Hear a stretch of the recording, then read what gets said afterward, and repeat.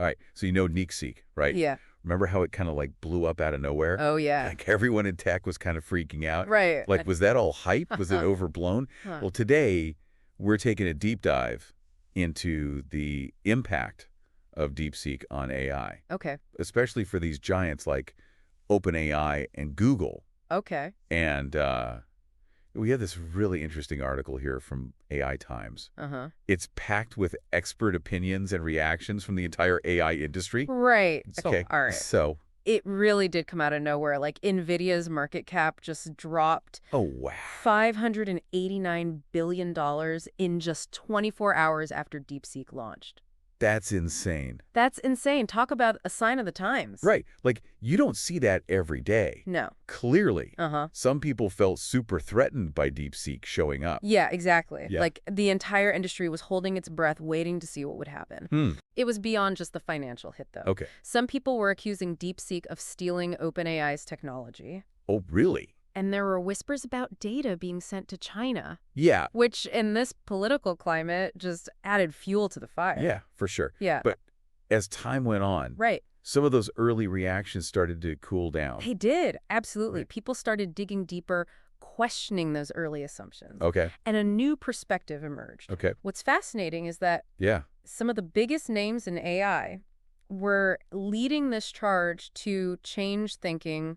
People like Demis Hassabis over at Google DeepMind. Oh, wow. Elon Musk, Sam Altman from OpenAI. Okay. Even Dario Amodei, the head of Anthropic, chimed in. Wow. So these are like the biggest names, big names in AI all chiming in. Right. So what were they saying? Okay, so Yeah, were they still worried? well, they all acknowledged that DeepSeek was a good model, but they didn't see it as like this earth-shattering breakthrough that some initially thought. Think of it this way. Right. Imagine taking pieces of your favorite recipes and combining them to create a new dish. Okay. It might be delicious, but it's not like you invented cooking, right? Right. You know what I mean? I got you, yeah. It's innovative, but not a total revolution. Right, okay. Right. So there's another layer to this whole story. Right there is Jan LeCun, who's at Meta. Okay. And Arthur Mensch, the CEO of Mistral AI, made a really interesting point. Okay. They argued that a lot of DeepSeek's success is actually thanks to the open source community. Okay. Right. So instead of some secret sauce or like stolen tech, they're saying it's built on contributions from like everyday developers. Yeah. That's a huge point about how much we underestimate the power of open source. Exactly. Right. Yeah. This conversation continued in a big way at the AI Action Summit in Paris. It did, yeah. This was like the main event for all the DeepSeek buzz. Right. What was the overall vibe coming out of the summit? So there were definitely some concerns about DeepSeek intensifying the US-China AI race, but most of the tech leaders there felt like those initial doomsday predictions were way overblown. Gotcha. Many of them also agreed that DeepSeek probably wouldn't change the fact that a few big companies still hold most of the power in AI development. But even with all of that, right. there was this one CEO, Victor Ripabelli, who runs Synthesia. Right. He flat out said that only a tiny fraction, like 0.01% of companies and developers who are using OpenAI or Anthropic models would actually make the switch to DeepSeek in like the next 3 months. Yeah. That's a pretty gutsy prediction. Bold prediction. Why would he say something like that? It's a great question, and it gets at a crucial point about DeepSeek. It's challenging this widespread belief in the AI world that the only way to make AI better is to just keep making the models bigger and bigger. So DeepSeek's like shaking things up in how we even think about AI itself. Right. Not just who's building it. Exactly. That's interesting. Yeah, it is. So what does this actually mean for the future? So there are different opinions on this. Okay. Reid Hoffman, who co-founded LinkedIn and is on the board at Microsoft, he thinks that while DeepSeek is definitely making people want more affordable AI options, the need for those massive models isn't going away. It's more like they'll exist alongside each other. Gotcha. Kind of like we have both smartphones and computers, you know? Each one is good for different things. Okay, so not everyone's convinced that DeepSeek's going to change everything overnight. Not overnight. Meredith Whittaker, who leads the Signal Foundation, is another voice who thinks DeepSeek's impact might not be as huge as people think. Okay. She pointed to things like fuel-efficient cars. Okay.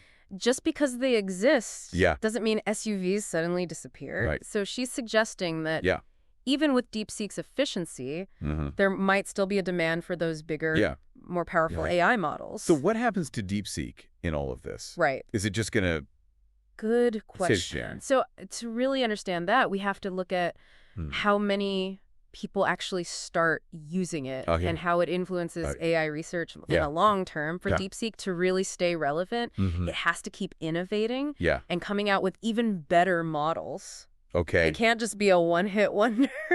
One-hit wonder, right? Yeah. I remember reading about DeepSeek showing some pretty human-like frustration when it got stuck on a problem. Yeah. It even tried to like make up answers or just give up entirely. Totally, yeah. That's a really intriguing detail, isn't it? It is. It makes you wonder if AI is getting better at mimicking human behavior. Right. Or if it's just some weird glitz. Yeah, is it? Really makes you wonder. Makes you wonder. But while we're thinking about what's next for DeepSeek, we also have to remember that the AI world is constantly evolving. Constantly evolving. The competition never stops. It never stops. OpenAI actually updated their GPT-4 AO model. Okay. And it quickly became the most popular choice again. So even with all this hype around DeepSeek, OpenAI is still a major player. Oh, absolutely. Okay. And it's not just the big companies making moves either. Really? There's this South Korean startup called Deep Auto. Okay. That's doing some really impressive work in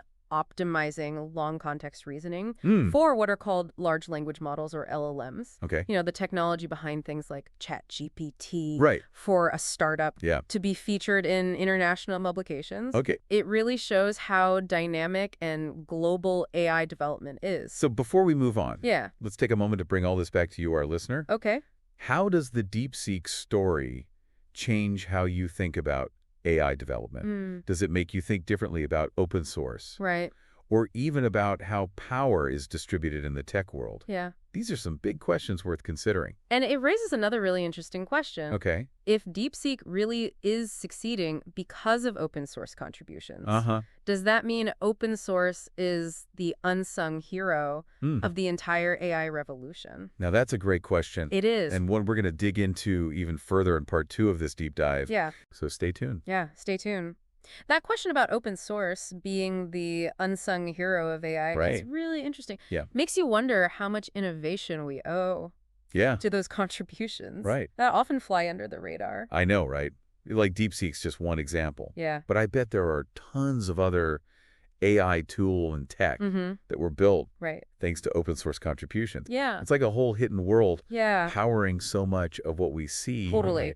And the thing is, open source isn't just about finding free code online. It's more like a philosophy, a way for people to collaborate and build on each other's work. That kind of shared knowledge is what leads to major breakthroughs. It's kind of like having a set of instructions or or blueprints that people have been refining for years. You don't have to start from scratch trying to reinvent the wheel. Exactly. It's more efficient. Right. And it makes knowledge and tools accessible to anyone who wants to learn and contribute. So that means people from all backgrounds, not just those at big tech companies, can be a part of AI development. Yeah, actually, yeah. That can lead to some seriously cool and diverse innovation. Totally. But I'm sure there are still people out there who think that closed systems where companies keep their tech secret are the best way to innovate. Of course. And there are times when that approach makes sense. But when it comes to AI, especially those foundational models, having an open source approach has a lot of advantages. Like what? Collaboration, transparency, and accountability built into the process. And those are all super important for building trust in these powerful technologies. So how do we strike a balance then? Right. Can open and closed systems work together in the AI world? That's the million-dollar question. Yeah. And there's no easy answer. It's something people are debating right now. And honestly, finding the right balance is going to take careful consideration. Because there are ethical, economic, and societal implications to each approach. And we can't forget that AI is constantly evolving. It is. So what seems like a clear difference today might be totally blurred in the future. Absolutely. DeepSeek has definitely challenged the way we categorize things. For sure. And that anecdote about DeepSeek getting frustrated and giving up on problems?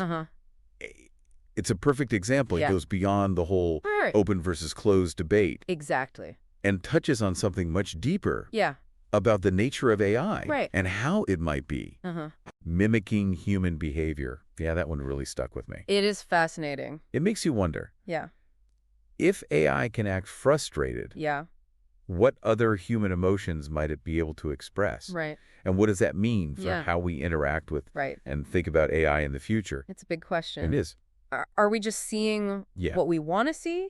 Because we're programmed to notice human-like qualities. Or is there something more complex happening? Something that suggests a deeper level of intelligence and awareness? It's like the Turing test, but even more complicated. Now, we're not just trying to figure out if a machine can trick us into thinking it's human.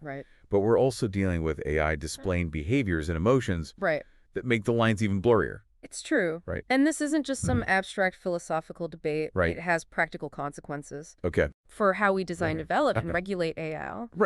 If we're creating systems that could potentially experience and express emotions, we have to be ready to handle the ethical and social implications. It makes you think about who's responsible when an AI makes a decision.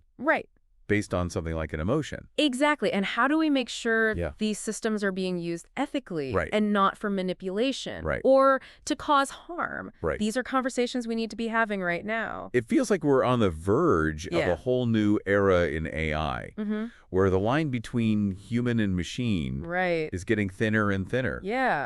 It's exciting and a bit unnerving at the same time. You put that perfectly. And we're definitely entering uncharted territory, and we need to approach it with both curiosity and caution. We have to be excited about AI's potential, but also be aware of the risks and challenges. And to do that, we need open and honest conversations like the one we're having now. We need to bring together experts from different fields to make sure we're developing AI in a way that benefits all of humanity. It's a team effort. It's like open source. It is. And speaking of which, we've talked a lot about its power and significance in AI development.